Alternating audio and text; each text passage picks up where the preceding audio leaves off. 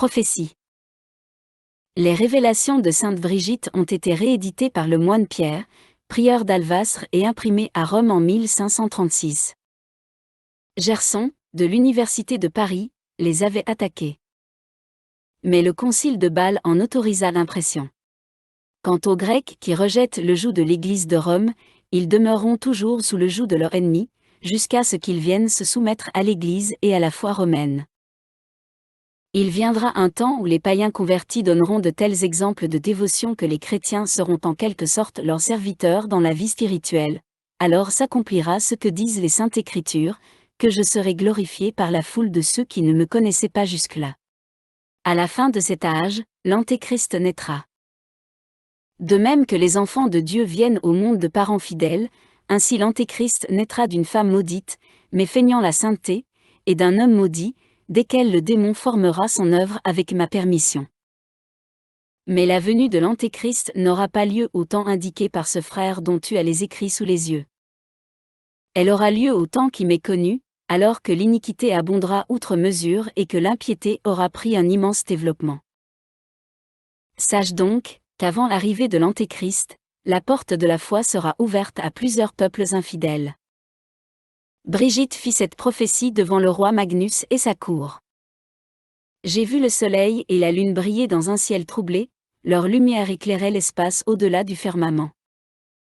Un terrible dragon traversa le ciel, les deux âtres lui donnèrent leur puissance et leur splendeur.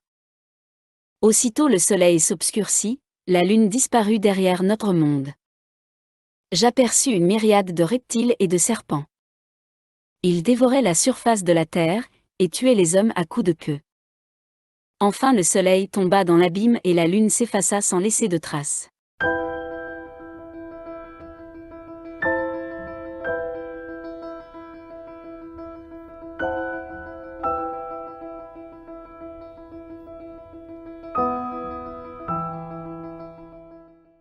Prophétie. L'abbé Marconi, son confesseur à Rome, raconte, Benoît m'a parlé encore d'autres visions qu'il avait, mais toujours pour s'accuser comme de tentation. Ainsi, il m'a exposé qu'il voyait en feu tantôt un lieu, tantôt un autre, de ceux où il avait passé dans ses voyages en France. Mais la suite a bien prouvé qu'au lieu de tentation, c'étaient des illustrations divines représentant à son esprit l'avenir, sous la forme d'incendies qui consumaient tantôt un lieu, tantôt un autre. Éléonore Maza, l'abbesse de Montluponne, dans une lettre écrite après la mort de Benoît à l'abbé Mancini, lui faisait part de certaines prédictions qu'elle avait entendues de la bouche du pauvre pèlerin, et lui redemandait de ne point les divulguer sans le conseil d'un prudent confesseur. Cette lettre fut communiquée à l'abbé Marconi qui, ne voulant point s'en rapporter à ses propres lumières, prit l'avis de son directeur, le père Thore, Olivetin, et celui-ci conseilla de la publier en temps opportun, parce qu'elle intéressait la gloire de Dieu et son serviteur. Ces prédictions étaient relatives aux malheurs qui menaçaient la France, et annonçaient pour consolation qu'il y aurait beaucoup de miracles dans le monde et que ces miracles seraient suivis de conversions. En somme, il usait de termes par lesquels j'ai compris ensuite qu'il ne prévoyait que trop les horribles bouleversements que nous déplorons en ce moment. Je dois ajouter que plus d'une fois, il m'exposa qu'il nous voyait, moi et le Saint-Sacrement comme couverts d'immondices, et en le disant les larmes lui coulaient des yeux. Il me répéta encore ces paroles dans sa dernière confession, et il terminait toujours en disant que la pénitence seule pouvait désarmer la colère de Dieu. Il me semble que je ne m'éloignerai pas beaucoup de la vérité si le « vous » dont usait alors le bienheureux en s'adressant à moi, se prenait non comme personnel mais comme qualificatif, de sorte qu'il aurait voulu parler non de ma personne en particulier, mais en général des prêtres qu'il voyait couverts de souillures, pour signifier ce qui arriverait en France dans l'ordre sacerdotal, soit au physique, soit au moral. Car nous ne savons que trop que parmi les ministres sacrés quelques-uns ont dévié du droit chemin, et que beaucoup d'autres qui ont été constants et fidèles sont maltraités, insultés et mis à mort. Comme plusieurs autres prophètes, saint Benoît-Joseph Labre a aussi annoncé la terrible et décisive bataille de Saint-Fond, en banlieue sud de Lyon. Saint Benoît-Joseph Labre. Paris sera détruit à cause de ces blasphèmes, une pierre n'y restera pas sur l'autre.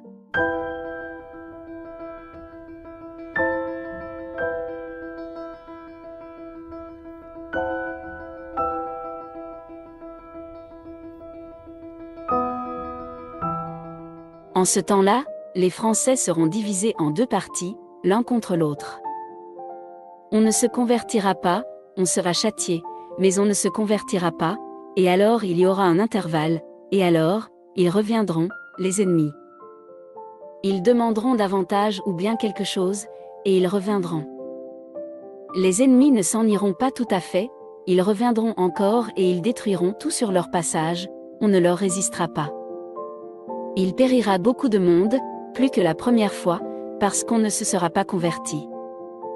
Et il y aura beaucoup de maisons détruites. On détruira, on détruira. Il y aura bien des bons qui périront.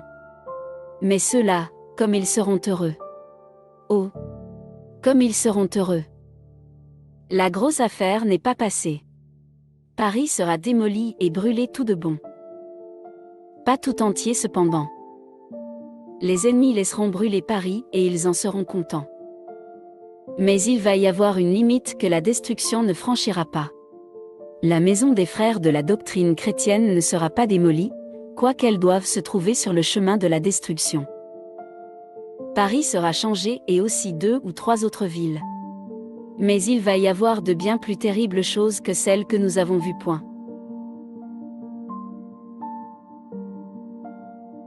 Ils, les ennemis, voudront même faire périr tous les prêtres et les religieux. Ce ne sera pas long. On croira que tout est perdu et le bon Dieu sauvera tout. Ce sera un signe du jugement dernier. Après cette affaire, ce grand coup, les choses marcheront bien. Dieu, alors, viendra en aide, les bons triompheront, lorsqu'on annoncera le retour du grand roi. Celui-ci rétablira la paix et une prospérité sans égale. La religion refleurira plus que jamais. Le curé d'Ars eut un jour une entrevue avec un riche protestant. Le serviteur de Dieu, ignorant que l'homme à qui il venait de parler de notre Seigneur et des saints comme il savait en parler avec la plus cordiale et la plus large effusion, eut le malheur d'appartenir à une secte dissidente, lui ni en finissant une médaille dans la main. Celui-ci dit en la recevant, « Monsieur le curé, vous donnez une médaille à un hérétique. Du moins, je ne suis qu'un hérétique à votre point de vue. Malgré la diversité de nos croyances, j'espère qu'un jour nous serons tous les deux au ciel. » Le bon curé prit la main de son interlocuteur et fixant sur lui des yeux dans lesquels se peignait la vivacité de sa foi et l'ardeur de la charité, il lui dit avec un profond sentiment de tendresse compatissante, « Hélas, mon ami, nous ne serons unis là-haut, qu'autant que nous aurons commencé à l'être sur la terre. La mort n'y changera rien. Où l'arbre tombe, il reste. Monsieur le curé, je me fie au Christ qui a dit, « Celui qui croira en moi aura la vie éternelle. » Moi, à mon ami, notre Seigneur a bien dit autre chose. Il a dit que celui qui n'écoutait pas l'Église, devait être regardé comme un païen. Il a dit qu'il ne devait y avoir qu'un troupeau et qu'un pasteur et il a établi Saint-Pierre, pour être le chef de ce troupeau. Puis prenant une voix plus douce. Mon ami, il n'y a pas deux manières de servir notre Seigneur, il n'y en a qu'une bonne, c'est de le servir comme il veut être servi. Là-dessus, le bon curé disparut, laissant cet homme pénétré d'un trouble salutaire, avant-coureur de la grâce divine, dont on nous dit qu'il fut plus tard l'heureux vaincu.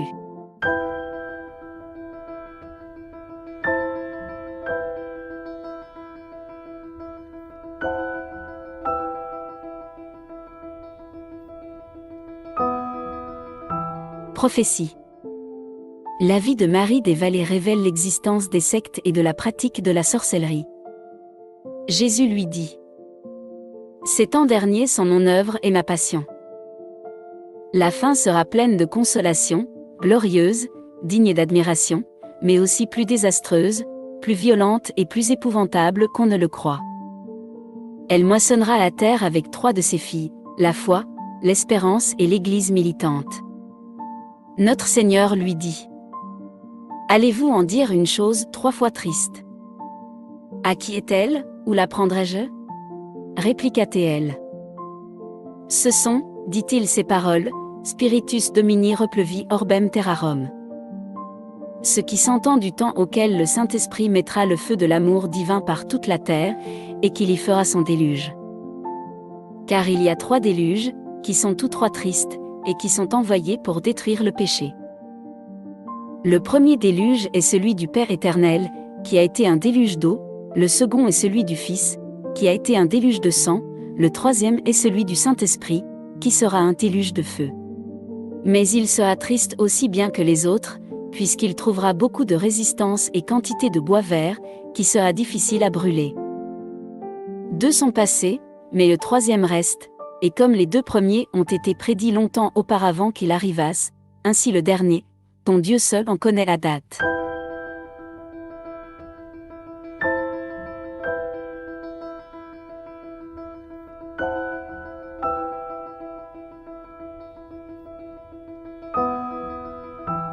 Prophétie. Paris. Comme l'abbé Rigaud revenait de la Salette avec Mélanie, il traversait Paris en voiture avec elle. De la gare de Lyon à la gare du Nord, elle lui dit, en désignant la rive droite. Tout ce que vous voyez de ce côté là-bas sera rouge. Tout cela brûlera. Les flammes s'arrêteront à peu près là. Elle montrait le canal Saint-Martin. Alors l'abbé Rigaud. Mais pourtant, c'est un mauvais quartier celui-ci.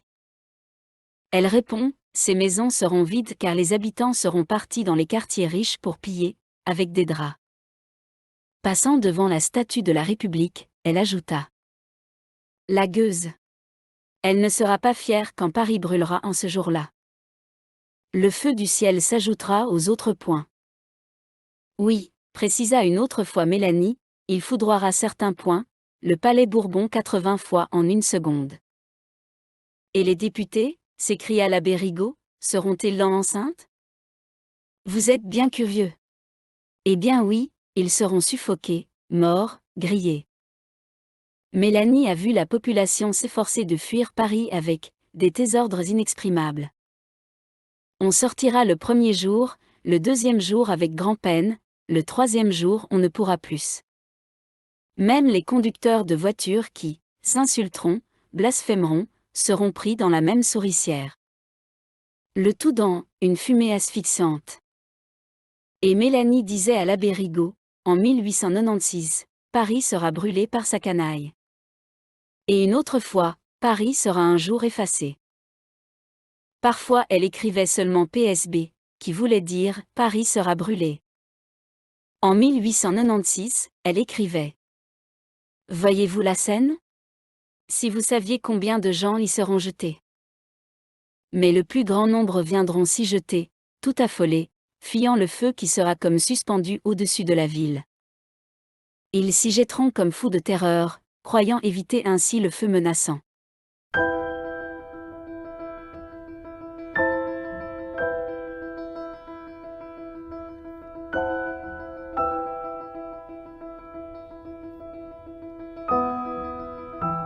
Marie-Julie Jahenny.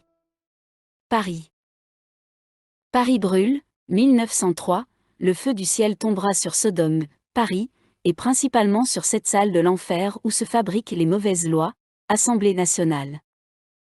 Elle sera engloutie et sa place sera comme une immense carrière de laquelle, jusqu'à la fin du monde, on ne pourra s'approcher sans un frémissement d'horreur.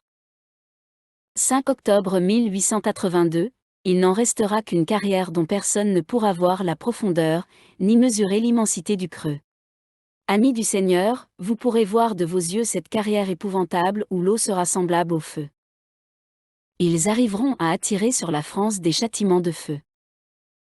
Il ne restera rien de ce foyer où se forgent les mauvaises lois, Assemblée nationale, d'où l'on va achever la mort de la foi dans les âmes, d'où l'on va jeter la dernière souillure dans l'âme des enfants.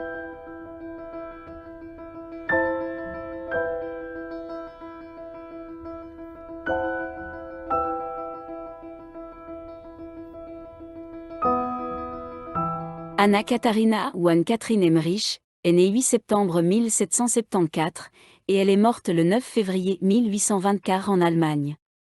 Sa famille est modeste, ses parents sont paysans. Prophétie. Paris. Il me sembla qu'on minait en dessous une grande ville où le mal était à son comble. Il y avait plusieurs diables occupés à ce travail. Ils étaient déjà très avancés et je croyais qu'avec tant et de si pesants édifices elle allait bientôt s'effondrer. J'ai souvent eu, à propos de Paris, l'impression qu'il devait être ainsi englouti, je vois tant de cavernes en dessous.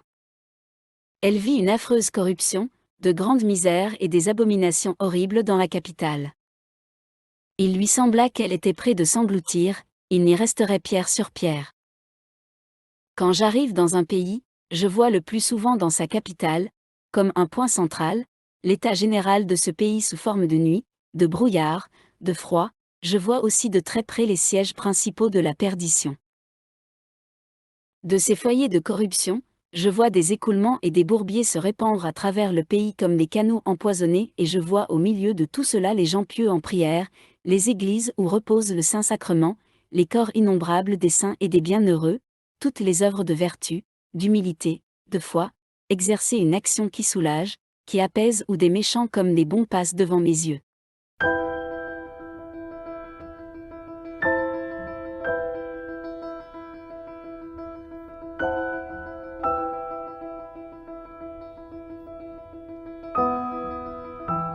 Le père Nectou.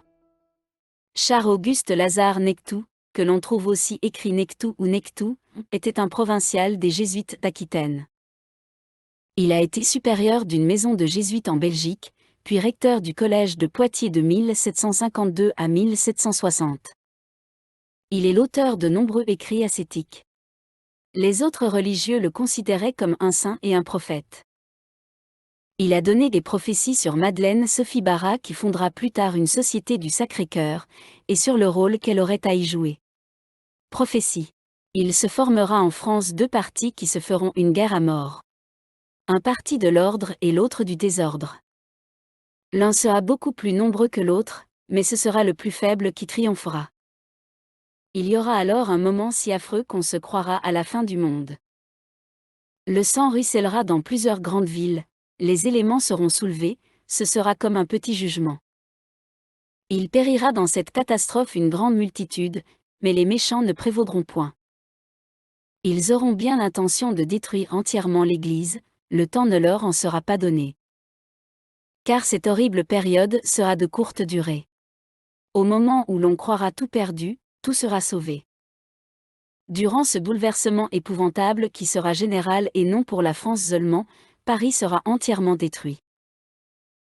La destruction sera si complète que, pour 20 ans après, les pères se promèneront avec leurs enfants sur ces ruines, pour satisfaire à leurs questions, ils leur diront, « Mon fils, il y avait ici une grande ville, Dieu l'a détruite à cause de ses crimes. » On sera près de cette catastrophe lorsque l'Angleterre commencera à s'ébranler.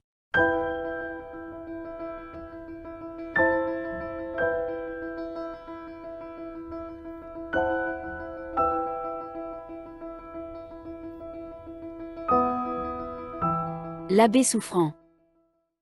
L'abbé Souffrant est né en 1755 et il est mort en 1828 en France.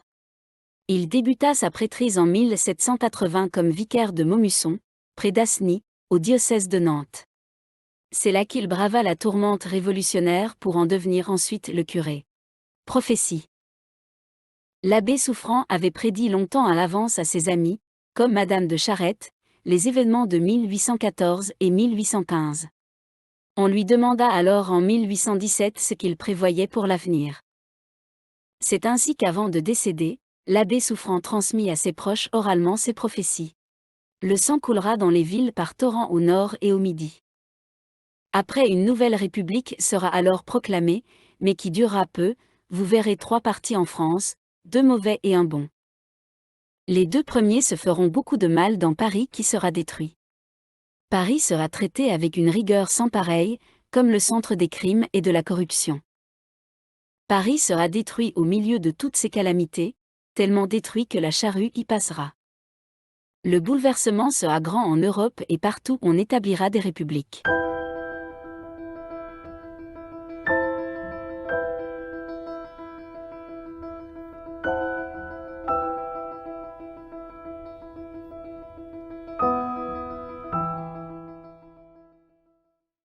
Prophétie. Le prêtre Nathalie rapporte sous serment ces paroles de la sainte.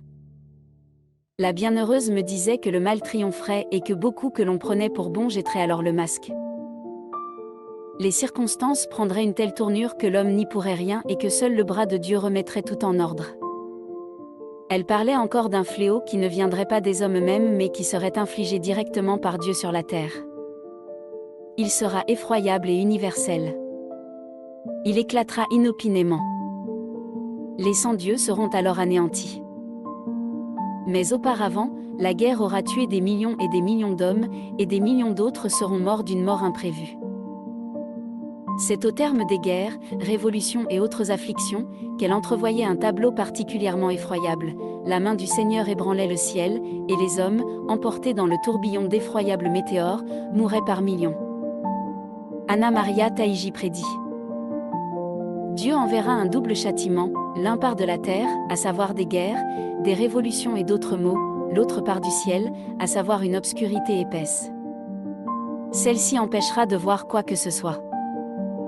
Cette obscurité sera accompagnée d'une infection dans l'air, ce qui fera périr non exclusivement, du moins principalement les ennemis de la religion. Des ténèbres pestilentielles peuplées de visions effroyables envelopperont la terre pendant 3 jours.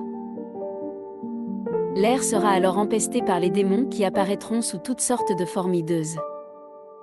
Tant que durera l'obscurité, il sera impossible de faire de la lumière. Seuls, les cierges bénis préserveront de la mort, ainsi que les prières à la Sainte Vierge et au Saint-Ange. Quiconque ouvrira la fenêtre par curiosité et regardera dehors ou bien sortira de sa maison, tombera aussitôt raide mort. En ces jours-là, tous doivent rester chez eux, réciter le rosaire et implorer la miséricorde divine.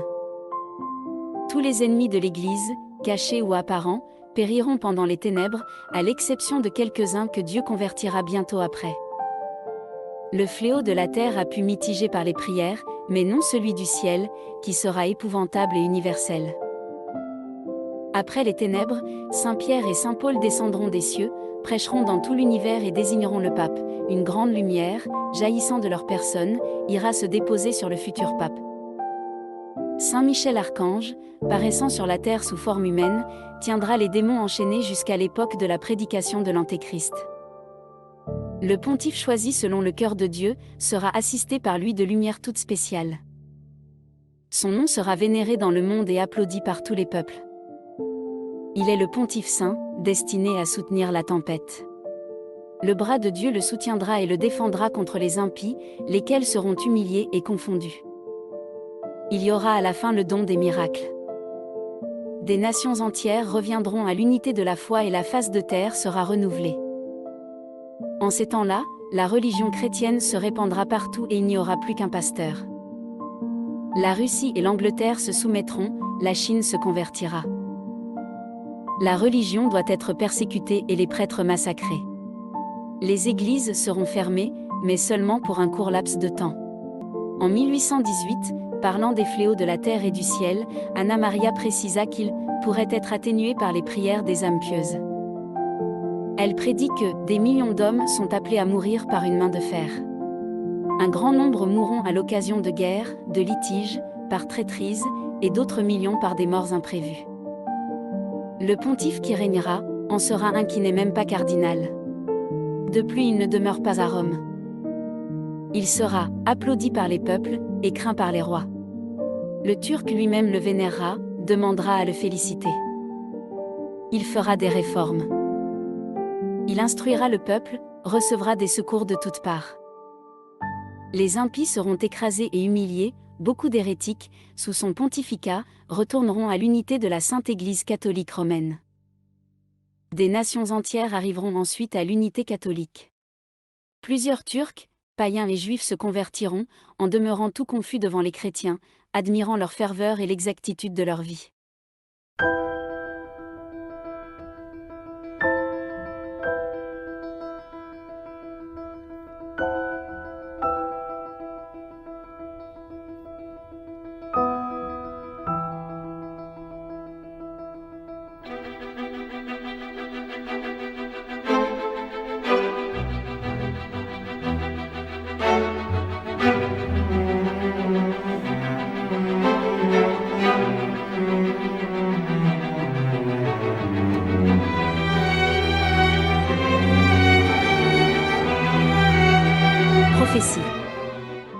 Au XVIIIe siècle, saint Louis-Marie Grignon de Montfort annonçait le règne de Marie par l'éclosion future des apôtres des derniers temps. En 1936, saint Maximilien Kolbe le cite. Il faut que l'Immaculée règne dans le cœur de tous ceux qui se trouvent partout dans le monde sans distinction de race, de nationalité, de langue et aussi, dans le cœur de tous ceux qui vivront en n'importe quel temps jusqu'à la fin du monde. Ceux qui se donnent à l'Immaculée désirent conquérir pour elle le monde entier. Saint Louis-Marie Grignon de Montfort, XVIIIe siècle. Le pouvoir de Marie sur tous les démons est particulièrement remarquable dans la dernière période de temps. Elle sera étendre le règne du Christ sur tous les idolâtres et les musulmans et il y aura une période glorieuse, triomphe du cœur immaculé, lorsque Marie est la règle et la reine des cœurs. Saint Louis-Marie Grignon de Montfort affirme dans le Secret de Marie. Jésus-Christ viendra, comme toute l'Église l'attend, pour régner partout, à l'époque et de la manière dont les hommes s'attendent le moins. À la fin des temps, plus rapidement qu'on ne le pense, Dieu suscitera de grands saints pour établir le règne de son Fils sur le monde corrompu, par le moyen de la dévotion à la très sainte Vierge. Dans les derniers temps, le pouvoir de Marie se manifestera à tous. Elle étendra le royaume du Christ jusque chez les Mahométans. Il existe des témoignages des apparitions et des miracles de Marie dans le monde musulman. Marie doit éclater, plus que jamais en miséricorde, en force et en grâce dans les derniers temps. Sur la fin des temps, et peut-être plus tôt qu'on ne le pense, Dieu suscitera de grands hommes remplis du Saint-Esprit et de l'Esprit de Marie, par lesquels, cette divine souveraine fera de grandes merveilles dans le monde pour y détruire le péché et y établir le règne de Jésus-Christ. Les amis du monde persécuteront plus que jamais ceux et celles qui appartiennent à la très sainte Vierge.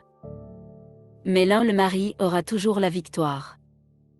Le pouvoir de Marie éclatera sur tous les démons particulièrement dans les derniers temps. Grignon de Montfort nous révèle aussi la venue des apôtres des derniers temps. Ce seront des apôtres véritables des derniers temps, à qui le Seigneur des vertus donnera la parole et la force pour opérer des merveilles et remporter des dépouilles glorieuses sur ses ennemis.